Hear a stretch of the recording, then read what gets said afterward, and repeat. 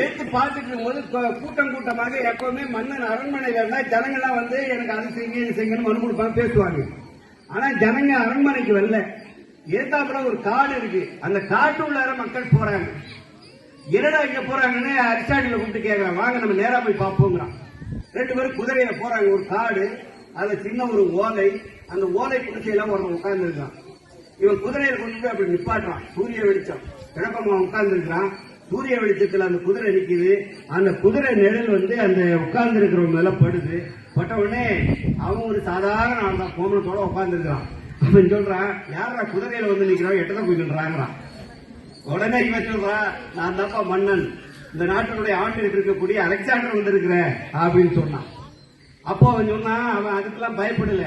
நீ என்றாலும் கூட நான் இயற்கையான சூரியனுடைய ஒளிச்ச கதிரை வச்சே நான் பார்த்து உணர்ந்துட்டு இருக்கிறேன்.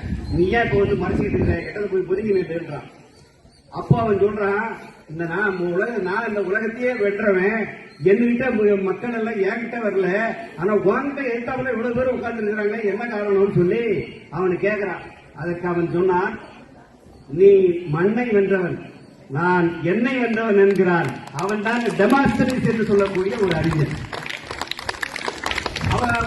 அலெக்சாண்டர் அவனுடைய கர்வம் குறைந்து கீழே இறங்கி வந்து அவன் காலில் விட்டு கும்பிடுறான். நீ மண்ணை வென்றவன், நான் என்னை வென்றவன். ஆக உங்கள் உள்ளத்தை, உங்களுடைய சிந்தனையை உங்களுடைய கட்டுப்பாட்டால் நீங்கள் அது கட்டுப்பாட்டிற்கு கொண்டு வருகிறீர்கள் சொன்னால் நீங்களும் அந்த டெமாஸ்தரிஸை போல, அலெக்சாண்டரை போல நீங்களும் வளரலாம் என்பதை இந்த நேரத்திலே தெரிவித்துக் கொள்கிறேன். அதை போல கல்வி, இதற்கெல்லாம் என்ன காரணம்? கல்வி.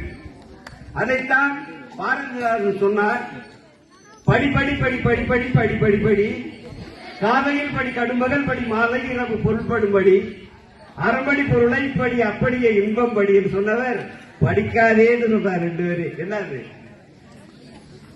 தெரியுமா? அதுலயே பொய்யிலே முக்காற்படி, புரட்டிலே காற்படி, வையகம் ஏமாறும்படி வைத்துள்ள நூட்களை ஒப்புவது எப்படின்னு அதிலே சொல்லிவிட்டு அப்புறம் படிப்படி என்ற. எனவே அப்படிப்பட்ட பேரறிஞர்கள் எல்லாம் படித்த காரணத்தினாலேதான் வாழ்க்கையிலே வளர்ந்திருக்கிறார்கள். எனவே நீங்களும் எதிர்காலத்திலே சிறப்பாக வளர வேண்டும். இந்த பகுதி மக்களுக்கு, இந்த பகுதியிலே இருக்கக்கூடிய இந்த பள்ளிக்கு ஒரு நல்ல பெயரும், உங்களுடைய குடும்பத்திற்கு ஒரு நல்ல பிள்ளையாகவும் நீங்கள் வளர வேண்டும் என வாழ்த்தி விடைபெறுகிறேன். நன்றி, வணக்கம்.